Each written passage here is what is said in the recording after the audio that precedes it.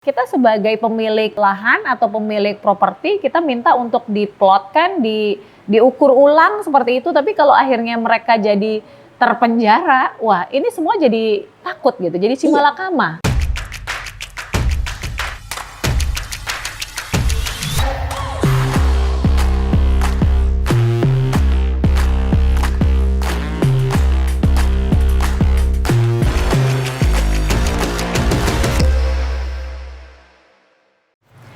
Hai Incomers, Assalamualaikum. Hari ini saya kedatangan tamu spesial di program Income Talk.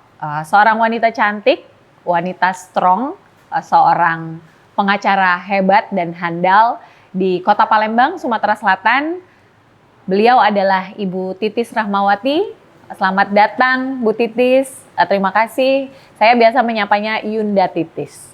Makasih banyak waktunya sudah menyempatkan hadir di The Hub Sudirman. Hari ini Income Talk akan membahas tentang mafia tanah yang sedang hype-hype-nya dibicarakan dan banyak juga yang mengalami.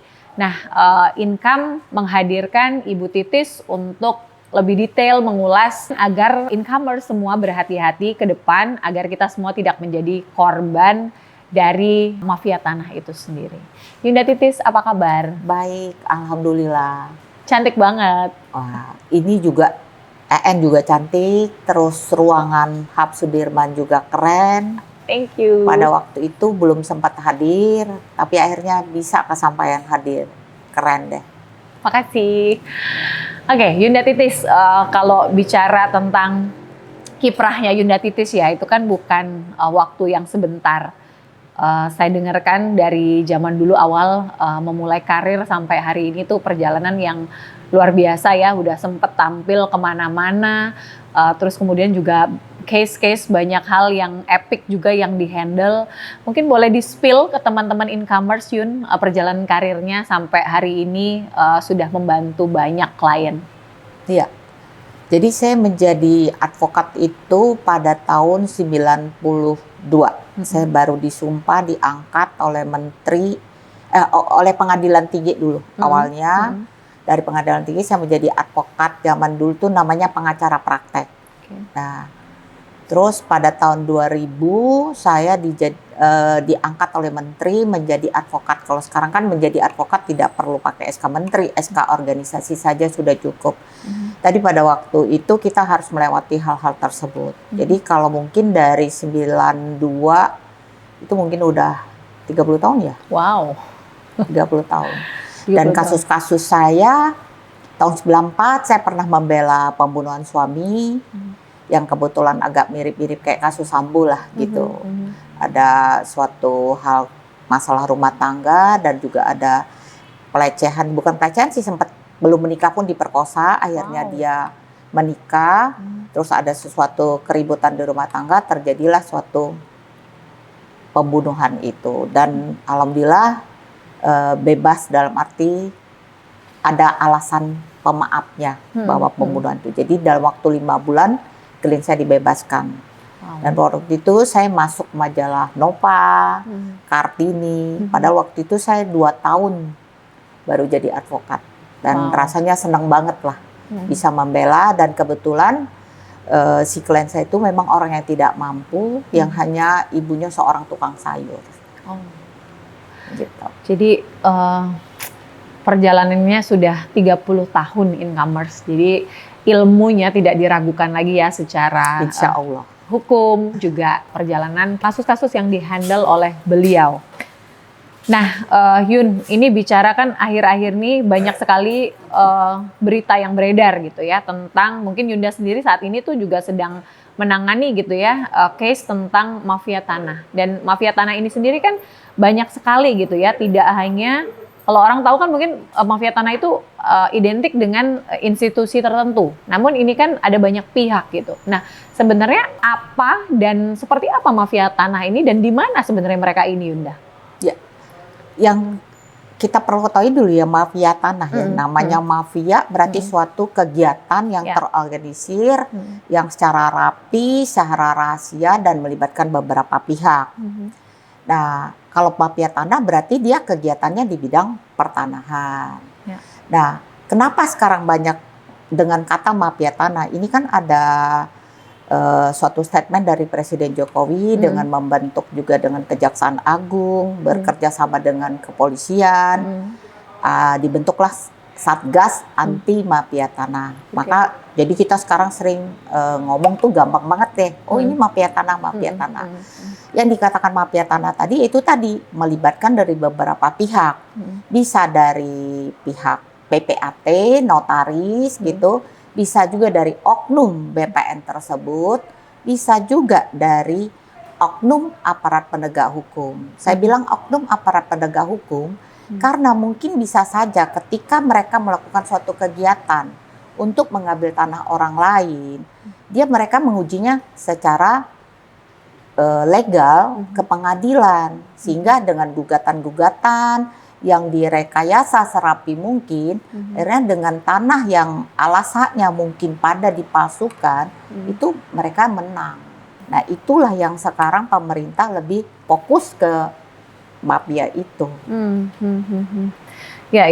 Jadi sebenarnya terstruktur gitu ya, tidak hanya satu orang, bahkan melibatkan banyak pihak dan oknum-oknum yang ada di dalam institusi. Ya mungkin dari oknum BPN ya, karena dia tahu lokasi tanah itu kosong, bukan kosong tidak ada pemiliknya, tapi tanah itu kosong karena tidak memang ditunggui, tidak ada tanda-tanda batas atau tidak ada tanda plang pemiliknya siapa, sehingga mereka punya cara mungkin dengan memplotingnya, dengan dibuat serapi mungkin, senatural mungkin. Betul, itu. Ya, karena kan sebenarnya yang mengantongi data itu ya mereka gitu kan, di mana ada tanah yang kasar kata belum ada NIB-nya, belum ada persilnya di sana. Betul. Seperti itu ya. Kalau kita orang luar ya mana tahu gitu. Betul. Kan. Betul. Nah itulah yang sekarang kalau saya melihat dengan adanya program NIB ini kan sebenarnya kita mengarah ke elektronik ya, digital ya, data-data digital. Karena kalau data yang lama, yang faktual zaman dulu mungkin kan agak sulit ya, karena kan termakan rayap, terus sudah lama proses penyimpanan. Nah, ketika menuju ke arah digital itulah terjadi kelemahan-kelemahan yang dimanfaatin oleh orang-orang oknum mafia tersebut gitu. Jadi nggak semua orang kan bisa tahu bahwa ini ada program NIB. Yes, benar. Gitu. Seharusnya kalau pemerintah ingin mengatakan ingin menertibkan pertanahan itu dengan adanya ke arah digital semua, harusnya sosialisasi. Si oknum BPN bukan sosialisasi aja, lebih kepada maju selangkah lagi mendatangi masyarakat yang belum di NIB-kan. Gitu. Cuman kan mungkin karena tanah-tanah kosong ya. Kalau kita rumah kita sih kayaknya nggak perlu di NIB ya. Semua sih sekarang. Iya, tapi kan kalau kita punya rumah yang kita tungguin, kan kita tinggalin, nggak mungkin kan? Apalagi udah sekian tahun, seperti itu kan. Nah mungkin kadang-kadang kita punya rumah yang kita tidak tinggalin, atau punya rumah yang dihuni oleh orang lain, atau disewa, atau kita itu gitu loh. Jadi mungkin itu yang membuat ada celah-celah dari oknum mafia tersebut mengambil celah itu. Jadi sebenarnya migrasi dari yang dulu konvensional ke digital itu membuat ada celah-celah gitu. Betul. Ya. Dan karena kan NIB itu kan nomor induk bidang. Betul. Otomatis bidang kita kan dicatatkan lagi secara digital di situ. Ya. Kalau nggak diinputin mereka, ya nggak punya, belum terdaftar. Belum terdaftar. Betul. Gitu. Padahal itu memang betul secara kepemilikan sekian lama itu kita milik kita gitu. Betul. Ya. Tapi karena awam, karena kurangnya literasi tadi, jadi kita tidak terinformasikan dengan baik dan akhirnya kita ketinggalan. Betul. Dan akhirnya itu berpotensi untuk punya kita dicaplok atau diambil. Betul. Dan lagi dengan perluasan wilayah ya, misalnya Kota Palembang aja udah berubah wilayahnya jadi mengambil sebagian dari daerah Banyuasin. Banyuasin juga mungkin mengambil dari Muba. Nah, daerah-daerah yang seperti ada pemekaran, kelurahan, itulah yang kadang-kadang celah-celah yang seperti itu. Gitu. Ya, setuju banget. Karena kan regulasinya mungkin juga dalam penataan. Betul. Ya, sedang dalam merapikan administrasi. Makanya disitulah berpotensi adanya oknum-oknum tadi akhirnya malah memanfaatkan hal yang belum rapi tersebut seperti itu. Kenapa kok sampai namanya tuh sampai se ekstrim itu Yun disebut mafia tanah gitu? Apa biar gampang itu menyebutnya? Ya karena namanya mafia kan dia nggak kerja sendiri. Oke. Dia kerja Jaringan. dengan orang, jaringan, dan orang-orang jaringan itu punya kewenangan. Seperti notaris dengan kewenangan dia, dia bisa membuat AJB palsu pun bisa. Seperti contoh kasus Nirina Jubir. Iya. Gitu Tiba-tiba kan? pembantunya bisa. Begitu. Terus seolah-olah si pembantu mendapat kuasa dari si ibu nih itu. Padahal kan namanya kuasa itu kan harus sangat jelas kan gitu. Betul. Apakah anaknya tidak ada gitu loh. Kenapa seorang pembantu seperti itu. Nah terus juga oknum BPN mungkin kewenangan kita di bidang pemetaannya, di bidang plottingnya, begitu. Nah terus lagi bisa melibatkan aparat untuk melegalkannya lagi. Mungkin dia sudah ada kong kali kong dengan petugas oknum di pengadilan, sehingga dia memenangkan itu. Setuju. Nah, kalau bicara tentang oknum ini kan kita juga, saya mendengarkan di Kota Palembang itu juga ada case bahwa petugas ukur tiba-tiba bisa menjadi tersangka seperti itu ya. Wah, ini kalau saya ngelihatnya juga ada dua mata pisau ya seperti itu. Mungkin memang betul case-nya seperti itu, tapi kalau ngelihatnya lagi, wah takut semua nih gitu jadi pegawai BPN nantinya. Karena kan kita sebagai pemilik lahan atau pemilik properti, kita minta untuk diplotkan, diukur ulang seperti itu, tapi kalau akhirnya mereka jadi terpenjara, wah ini semua jadi takut gitu, jadi simalakama. Itu gimana itu Yunda? Makanya itu, jadi kayaknya dengan ada Satgas Mafia, anti mafia tanah, ini kan menurut saya sangat mendukung itu. Tapi yang orang duduk di institusi institusi atau gabungan dari institusi yang memberantas dari mafia tanah tersebut harus orang yang benar tahu. Jangan latah doang, mau cari nama, berantas mafia tanah, seperti dia nggak tahu sih arahnya kemana gitu. Dengan kesalahan dari seorang petugas ukur, mungkin kalau salah gitu. Tapi dia sudah bisa mengatakan, oh ini ada suatu pemalsuan, oh ini ada suatu penerbitan hak baru gitu loh. Yang karena tadi Mbak EN sudah ngomongin masalah ada kasus petugas ukur dijadikan terdakwa, ini hampir terdakwa. Apa arti sih kewenangan petugas ukur? Petugas ukur kan bekerja atas perintah pimpinan. Betul. Bahkan mungkin belum pegawai negeri ya? Ya, ada yang honorer. Ada mungkin karena rata-rata petugas ukur di BPN itu kebanyakan honorer. Karena mungkin beban biaya negara mungkin belum bisa gitu ya untuk merekrut semua, dan juga mungkin pertahanan kita terlalu banyak sehingga kekurangan personil lah seperti itu. Setuju. Nah, jadi ketika petugas ukur melakukan suatu itu kan perintah atasan, dan juga sebelum melakukan proses dia ke lapangan melakukan pengukuran, dia kan membawa data-data awal. Bukan hanya kalau mau proses pecah sertifikat, berarti kan ada sertifikat yang akan dipecah. Betul. Kalau dia membuat hak baru, dia kan harus ada alas hak, harus ada mencantumkan batas kiri kanan, dan proses pengukuran, terus setelah itu ada penelitian lagi. Jadi kalau petugas ukur tadi yang kita bilang jadikan tersangka itu sangat prematur menurut saya. Terlalu cepat ya. Betul. Sehingga akhirnya kan ya harusnya kalaupun ada teguran atau sanksi administratif yang berhak itu adalah dari institusi tersebut. Pimpinannya kan? Bukan lintas institusi seperti itu. Karena kan itu kesalahan dalam bekerja seperti itu. Jadi kalau namanya itu kan yang tadi saya bilang, kalau ada proses pemecahan kan berarti ada sertifikat, ada bidang tanah yang ditunjukkan si pemilik gitu loh. Sekarang si pemilik itu dicocokkan ke secara administratif di Warkah BPN. Kalau memang lahannya di situ, mau diapain kan begitu. Kalau memang ada dulu telah diterbitkan, berarti ada overlap. Ketika overlap, itu bisa dilakukan pembatalan di Pengadilan Tata Usaha Negara, atau bisa si BPN itu sendiri melakukan proses penelitian apabila ada kesalahan dia dalam meletakkan bidangnya tersebut, ya bisa dianulir, dipulihkan lagi, dikembalikan. Betul. Seharusnya Itulah tidak yang namanya perlu ada bahasanya itu. pengembalian batas Iya. itu ya Yun ya. Jadi kalau mafia Ya. tanah dalam arti oknum BPN ini bukan yang seperti itu menurut saya gitu Iya. loh. Justru ini dalam rangka sedang membantu para pemilik hak untuk bisa mendapatkan bagian atau haknya masing-masing gitu kan. Betul. Tapi malah akhirnya itu menjadi menyerang dirinya sendiri gitu. Kasihan juga ya sebenarnya. Betul itu. Ya. Yun, kemudian kalau bicara tadi ya kan ada jaringan, nggak sendiri. Apakah kita ini bahasanya gini ya kan kita juga nggak bisa mengeneralisir. Tetap di institusi-institusi tertentu kan ada yang bersih, ada yang tidak terlibat juga. Nah, kenapa? Apakah ini karena kewenangan yang diberikan itu terlalu berlebihan, over atau bagaimana kok sampai ini bisa terjadi dan terstruktur dan itu mereka tuh kayak punya channelnya masing-masing lah gitu. Kalau menurut saya sih semua institusi kan pasti ada yang baik, ada yang buruk. Betul. Semua bidang lah seperti itu. Ya. Kembali si pimpinannya, pengawasannya. Oke. Iya. Sejauh mana pengawasan itu bisa dia terapkan. Kebanyakan kan justru pimpinannya. Kadang-kadang anak buah ngikutin selera pimpinan.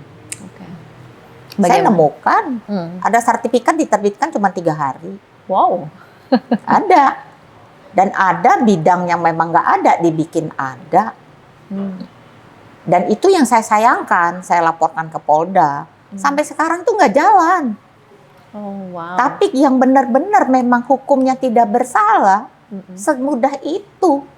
Kayaknya cepet banget gitu ya. Oke, jadi ya ini mungkin PR kita bersamalah, mungkin melalui konten kita hari ini juga menjadi masukan untuk institusi atau mungkin aparat yang sedang bertugas, mungkin menjadi masukan untuk kita bersama seperti itu. Nah, gimana sih caranya kita sebagai pemilik hak atau siapapun kayak kami kan di industri real estate agent, mungkin developer juga, kemudian juga para pemilik hak yang sifatnya person itu agar bisa terhindar dari kegiatan mafia tanah ini.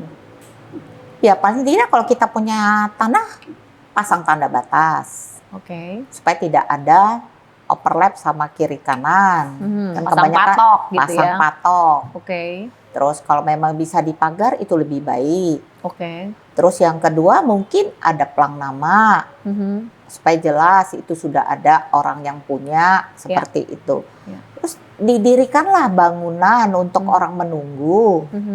Supaya nggak ada orang yang merasa itu seperti nggak ada yang punya, kosong seperti itu.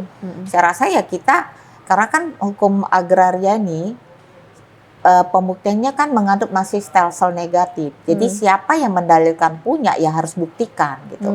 Karena mereka sifatnya mencatatkan secara administratif. Gitu. Jadi bukan kayak di luar negeri kita kan mereka kan hukum tanahnya menganut stelsel positif. Jadi dengan sudah mengantongi sertifikat mau bagaimanapun inilah gitu. Itu punya dia sementara gitu kita ya. Indonesia baru mau ke arah yang positif itu. Setuju.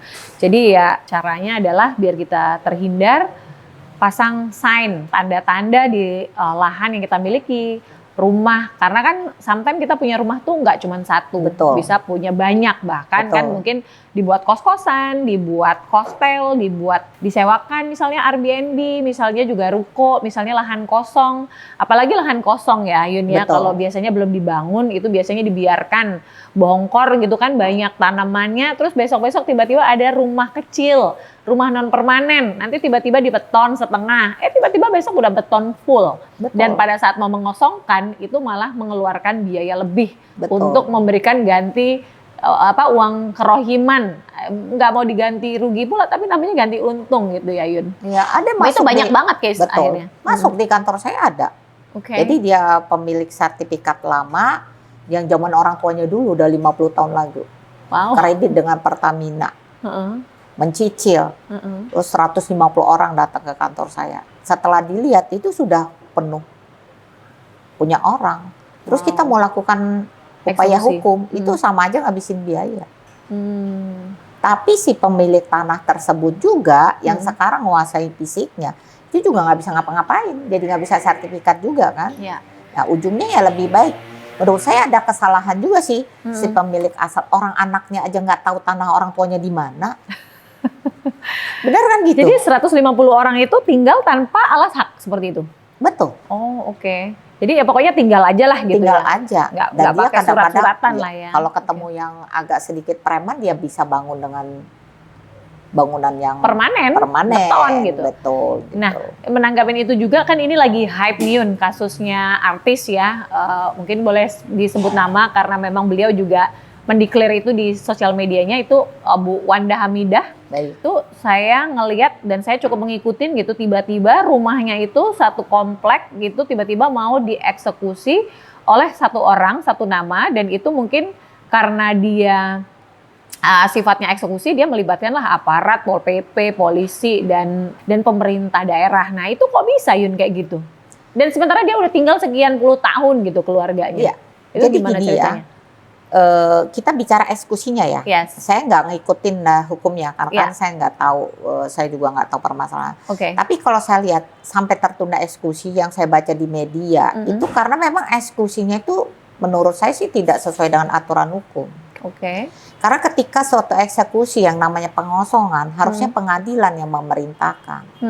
Bukan hanya institusi yang merasa memang dia kewenangannya ada, seperti Pol PP bisa ngusir orang.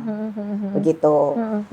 Terus mungkin ya ada orang yang merasa eksekusi meminta bantuan, kebetulan dia ada teman yang punya kewenangan, seperti itu. Nah itu kan eksekusi yang menurut saya eksekusi liar. Oke.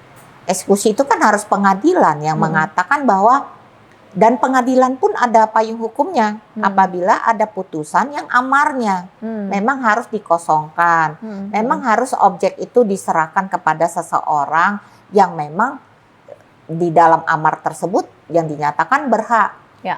Jadi itu, jadi walaupun dia melegalkan dengan ada Pol PP, dengan ada pihak-pihak mungkin dari pihak-pihak lain, ya tetap tidak legal kalau tidak ada perintah pengadilan. Oke. Yang saya sangat sayangkan di DKI ya, yang begitu dekat dengan itu, yaitu. Karena kan ya, saya dengar juga, saya lihat dari video di sosial medianya beliau itu, kita belum pernah dipanggil sidang ataupun apa itu belum pernah gitu. Tapi tiba-tiba mau dieksekusi ya. Nah, makanya proses eksekusi itu kan kalau memang ada putusan pengadilan, amarnya memang harus dikosongkan atau diserahkan, itu kan ada proses namanya unmanning dulu. Jadi dipanggil, dipanggil orang yang menunggu di situ atau orang yang merasa memiliki di situ yang akan jadi termohon eksekusi. Itu namanya unmanning. Ya bahasanya tuh kayak persuasif ya, mungkin negosiasi lah, mungkin ada win-win solution seperti itu ya. Iya, gitu. Iya. Nah Yun, tanda-tandanya tuh gimana sih sebenarnya? Kalau kan sometimes ini mungkin incomers ada yang awam ya, mungkin kalau kayak kita nih udah sering lah ketemu gitu yang kira-kira mafia tanah, yang kira-kira ada niat-niat seperti itu. Nah tapi kan ada orang-orang mungkin di luar sana yang awam banget, nggak ngerti, tiba-tiba mau jual propertinya, tiba-tiba dikasih sertifikat asli gitu kan. Nah itu tanda-tandanya untuk kita tahu, wah ini nih kayaknya sindikat nih mafia tanah. Nah itu kira-kira gimana gitu, menandainnya gitu? Iya, harusnya ya dia harus sering belajar, harus tahu gitu. Jangan walaupun awam kan harus tahu, tanya orang lain atau tanya yang paham. Jadi kalau dia mau jual tanah, ya harusnya dia datang kepada notaris yang dipercaya. Karena ada kasus dia mungkin ada sindikat tadi, dia mau jual tanah, tiba-tiba notarisnya cuma umurnya 3 hari, cuma masang doang, palang udah disiapin. Kalau nggak salah itu tanahnya di Jalan Tanjung Api-Api. Oh wow. Nah, udah keluar duit berapa miliar mau beli tanah itu, tiba-tiba 3 hari kemudian notarisnya pun sudah nggak ada. Waduh. Jadi hanya sewa sebentar. Jadi kita ngelihat harus notaris itu dipercaya. Dan kalau kita menentukan proses jual beli, notaris kan harus sepakat dulu kita mau tunjuk notaris yang mana. Betul. Kalau bisa kita browsing lah notarisnya memang yang punya nama, notarisnya memang dipercaya. Kalau notarisnya sering dipanggil ke pengadilan, notarisnya sering yang nggak beres, yaitu notaris yang tanda kutip yang harus kita waspadai. Oke, jadi ya harus mencari vendor atau penyedia jasa yang memang profesional seperti itu ya.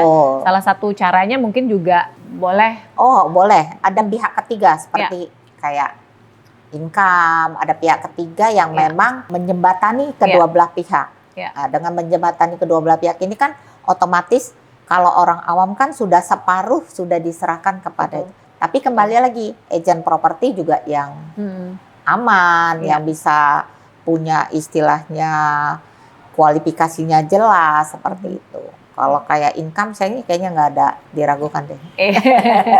Iya ya, ini bukan promosi ya, tapi ini Siap. memang betul. Jadi memang real estate agent itu tugasnya adalah untuk memfilter dulu. Betul. Jadi kayak di kita pun kalau untuk transaksi, untuk yang dititipkan di kita sebagai seller itu atau lister itu juga sertifikat, sudah harus sertifikat.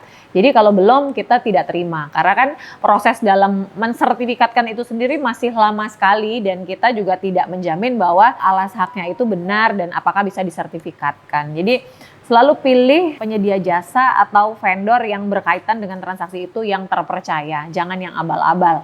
Baik itu notaris, baik itu mungkin biro jasa yang nanti akan ngebantu pembayaran pajak dan lain-lain. Betul. Jangan sampai menyerahkan sertifikat atau dokumen-dokumen asli ya yang akhirnya itu nanti malah hilang atau diduplikasi.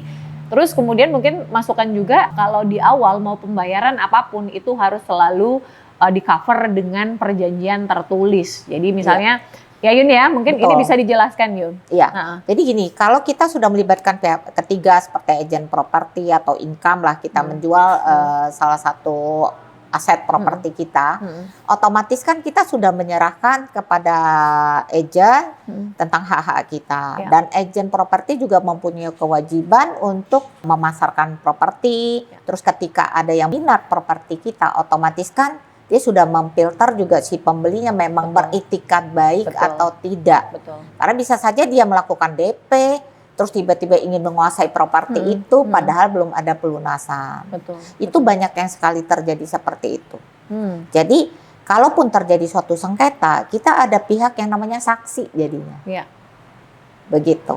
Iya. Jadi itu sangat baik ya, apalagi sekarang dengan tingkat kesibukan atau juga dengan pola masyarakat yang sekarang lebih, udah deh nggak mau sibuk deh, udah memang ada orang yang punya kapabilitasnya itu ya kita serahin aja yang seperti itu. Ya. Karena kebanyakan kalau kita banyak ya kita mengiklankan sendiri properti kita yang kadang-kadang justru yang saya dapat ntar dia kehilangan duit lah.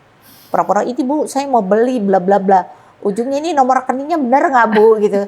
Tahu-tahu kena hipnotis deh. Saya pernah ngalamin seperti itu ngelihat dari keluarga dia mau jual mobil malah dia disuruh transfer duit. Iya, jadi terbius ya akhirnya. Ya terbius seperti itu. Ya benar banget, jadi kadang-kadang kalau pemilik properti itu mau jual properti malah yang nelpon dari spanduk itu bukan hanya pembeli, ya mungkin adalah pembeli dari 10, satu orang yang asli membeli, tapi ada juga penipu, ada juga orang yang minta bantuan, ada juga broker-broker yang sorry tidak profesional. Nah mungkin saya menambahkan sedikit tadi kayak ketika proses mau menuju transaksi itu kan Yun biasanya kan kita kan terima DP nih misalnya let's say 100 juta. Nah terhadap DP 100 juta itu sebaiknya di cover mungkin ada kwitansi ya. Betul. Mungkin ada PPJB atau surat pesanan. Betul. Untuk mengikat karena nanti statusnya kalau terjadi dispute atau wan prestasi itu bisa jadikan alas atau dasar untuk bisa dijadikan proses hukum begitu. Betul, ya Yun ya? Betul begitu. Memang harus seperti itu. Jadi kadang-kadang kan karena kita udah kenal baik, terus kita kan nggak enak gitu. Percaya makanya, aja. Ya. Jadi kalau ada pihak ketiga kan ada kayak penengahnya gitu untuk harus aturannya seperti ini sehingga kalau kita saling kenal kan kita lebih ke profesional aja seperti itu. Setuju. Banyak kejadian seperti itu. Seperti penyewaan properti gitu. Kita punya pengalaman bahwa ketika kita mau mengusir si penyewa karena dia sudah nggak bayar lagi kan agak repot. Betul, tapi kalau kita sudah ada pihak ketiga memang yang ya kasarnya dia yang punya deh, yang punya kewenangan sehingga dia bisa melakukan hal tersebut. Kadang-kadang seperti pembayaran. Kalau sewa misalnya ada pembayaran PAM lah, listrik menunggak lah, sehingga deposit yang harusnya kita minta kadang-kadang kita tidak minta gitu. Kadang mungkin kita awam karena itu tadi pihak yang ketiga ini yang lebih profesional untuk melakukan hal tersebut. Setuju. Nah Yun, nggak terasa ini kita ngobrol udah panjang lebar. Nanti kita akan banyak topik ya. Hari ini kita bahas mafia tanah. Ke depan kita punya sesi yang memang rutin kita akan bahas. Jadi nanti incomers juga boleh komen mau dibahas tentang apa, perihal hukum, misalnya hukum kita sih udah ada di dalam schedule, itu ada waris, tentang waris, terus kemudian juga sengketa lahan. Nah itu nanti kita akan bahas. Nanti kalau incomers punya masukan boleh di kolom komen sampaikan ide atau materi apa yang ingin dibahas oleh Ibu Titis. Bunda Titis, mungkin pesan untuk incomers biar mereka aman dan terhindar dari mafia tanah. Ya. Jadi menurut saya agar kita terhindar dari mafia tanah yaitu tadi ketika kita memiliki properti, memiliki tanah juga salah satunya agar ya menjaga memang tanah kita tersebut ditungguin atau istilahnya itu disuruh orang menunggu dan juga dikasih tanda batas, dikasih suatu hal-hal yang sehingga orang lain tidak bisa menduduki lahan tersebut. Karena pada saat ini banyak sekali sertifikat-sertifikat karena pemekaran wilayah yang semaunya bisa mendompleng atau bisa menimpa dari proses kepemilikan tanah kita tersebut. Dan kalau sudah sampai ke situ pengurusannya pun agak repot sehingga terjadi suatu persengketaan dan itu memakan waktu dan biaya. Energi juga tentunya. Benar, energi pasti. Ya, karena kalau perkara hukum itu tuh drain our energy ya Yun ya. Betul. Terima kasih banyak Yunda Titis atas waktunya. Silahkan diminum dulu kopi koranya. Terima kasih incomers. Waktunya hari ini sudah subscribe dan komen untuk bisa kami bahas di materi video berikutnya. Stay safe, jaga baik-baik hak yang dimiliki dengan cara melindunginya, kemudian juga pasang batas, kemudian juga usahakan ada yang menempati di tempat tersebut atau mungkin ada penjaga lah di tempat tersebut. Terima kasih, stay safe and salam cuan.